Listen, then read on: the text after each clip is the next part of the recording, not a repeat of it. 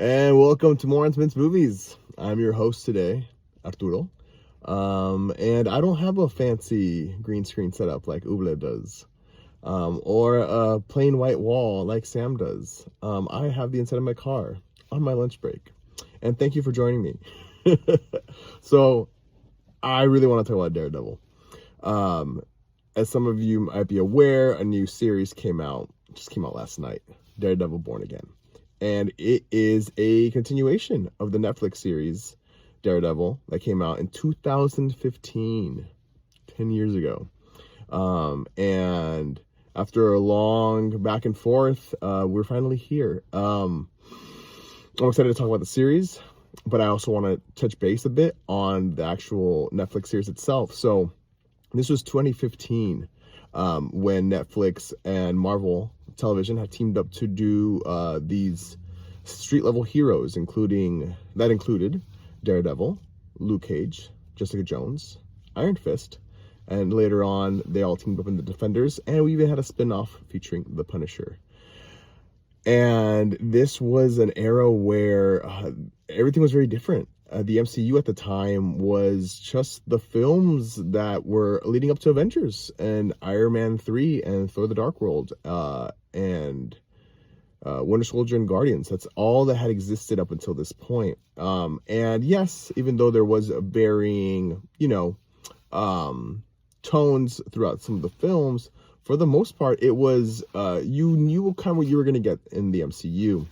So these shows were something entirely different and dark and grounded and gritty because they were on Netflix. And again, this is 10 years ago. This is a time when there wasn't 1,000 shows to watch all the time. So you could tell a lot of craft was put into every product, and it was quality over quantity. And at the time, nothing had been done this dark. It was gritty. It was so grounded. The closest thing that I could compare the first that season of Daredevil, or the series of Daredevil, I should say, to anything now would be, honestly, The Batman, starring Pattinson, and the spin-off series, The Penguin. That is the closest I think that we have gotten to in terms of something that's dark, that's grounded, that's driven by crime and drama, and the superhero element there, but there's so much more going on than just that, and I think that's why it found such a broad audience at the time, and it was critically lauded.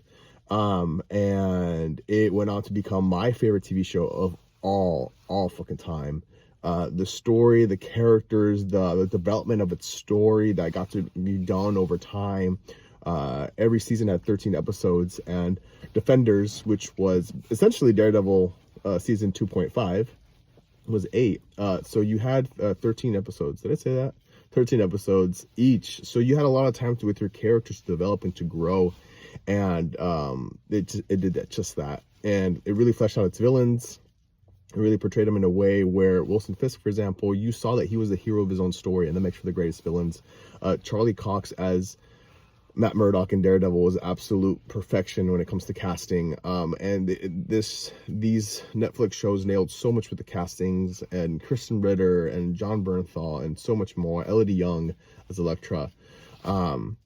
And it was just done so well. But interestingly enough, even back then, it was driving kind of a wedge between some fans, because at the time, with this state of the world of entertainment world, I guess, was that everyone wanted more of like that same flavor of the MCU.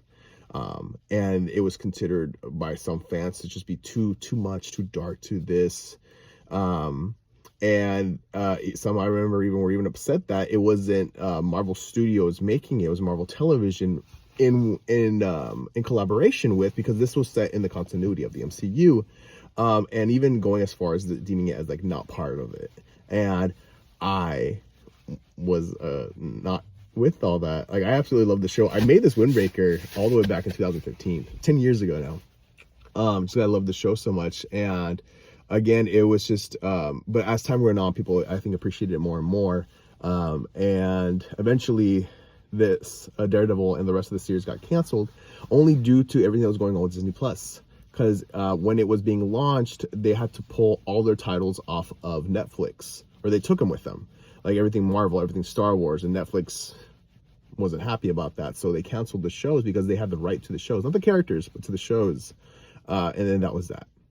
And then for a long time, it seemed that we weren't gonna have these shows brought into continuity, even though they were always created to be part of the continuity. And there was a couple things said here and there, but nothing was officially confirmed by Kevin Feige, executive producer of the Marvel Studios world cinematic universe.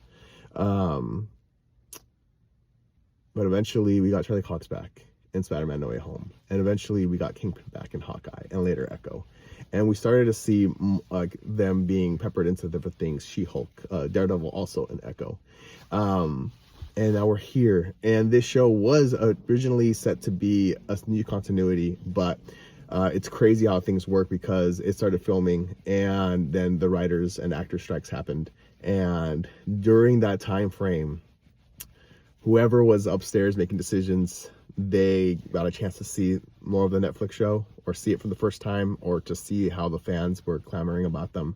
Because at this point, they had joined Disney Plus, and more people watched them, I think, during all this. They definitely did. And sure enough, the fans' responses were heard, and they got a chance to put this show within the same continuity. And it was just so rewarding to see these characters that were done so well give a chance to be part of this bigger universe. And now we're here 10 years later again, and it's so fucking wild to me. We had 2 episodes drop last night, and episode 1 from the get, I'm not gonna get too much into spoilers. You know what, I'm not gonna get into spoilers, because I want you to experience it for yourself as well. I sobbed, man, tears of joy, just seeing my characters reunite. And as the show goes on, it's the same Daredevil DNA. It is is gritty. I mean, yeah, I keep saying dark and gritty because but yeah, it is, and it's grounded, and it's so raw and emotional and visceral and brutal, and the fight sequences, and masterclass at action, by the way, and fight sequences. The Daredevil series, it was and still is, and these exquisite long takes that were influenced by Old Boy, amongst other things. It's just so well done, and this show will fuck you up within the first 17 minutes, I counted. And it just keeps going, and you could tell the first episode was definitely a bridge, because second episode feels very untouched, almost like it could stand on its own, and I think that was originally once the case, whereas the first episode did go through some reshoots.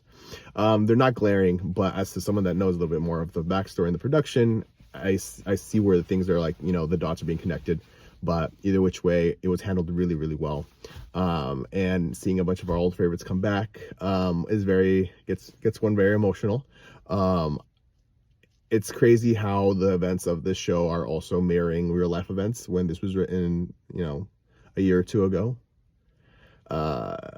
So it's very relevant, and it's very scary in that sense, a very real fear of what could happen within the world and the criminals empires around us, I guess. But again, an absolutely amazing job done so far. I can't wait to see more. I'm incredibly hyped. I'm incredibly happy. This is a show that I've gone to Comic-Con for, in support of, and seeing promotion for, and also been at Comic-Con to try and save it. I did a fan thing where people were getting together just to talk and see what the options were to get the show back on air. And the showrunner from season 3 was there. Eric, I forgot his last name, Sylvain. But he was there, and it was just cool to interact with him and just hear things from behind the curtain, I guess you could say. And I got to see Charlie Cox at one of the conventions at a distance with the rest of the Defenders cast. But it's been a long time coming, and we're finally fucking here. And yeah, it's amazing so far. I fucking love it. And I'm already talking to some friends who are also like very have the same very similar reactions, or the same reactions. My arm got very tired. It's been like 9 minutes of video. I need to go. I think I need to clock in. But it's been a thrill ride, and I can't wait to see more. Have you seen it? Let us know if you've seen it. And something I forgot to mention that's worth mentioning is the fact that the show does a really good job of letting you jump in.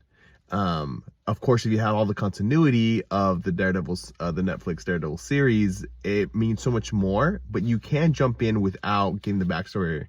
I would hope that you watch it if you haven't, or watch it recap at least. But just watch the series if you can.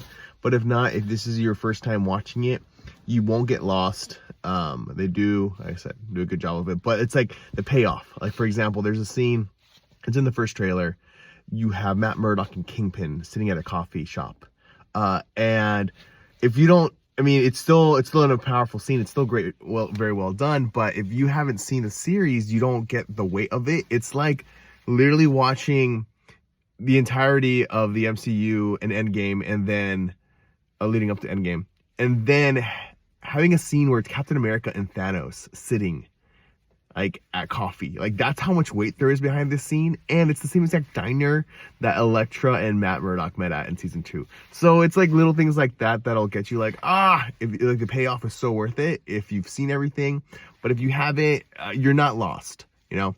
Just thought I'd throw that in there because it is worth telling. But yeah, again, love the show. So good to be back in Hell's Kitchen. Makes me miss New York. And that's it.